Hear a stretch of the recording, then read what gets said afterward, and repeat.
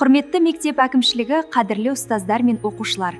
2 ақпан мен 6 ақпан аралығында өтетін болашақ білім математикалық ойлаудан жасанды интеллектке атты математика және информатика пәндері апталығына шақырамыз.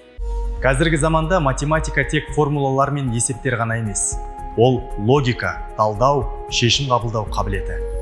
Ал информатика мен жасанды интеллект осы ойлаудың жаңа деңгейі, адам мүмкіндігін кеңейтетін, болашақты қалыптастыратын күш.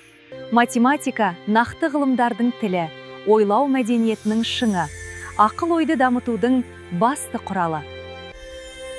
Цифрлық сауаттылық бұл жай ғана дағды емес, бұл еркіндік пен жаңа әлемге ашылған есік.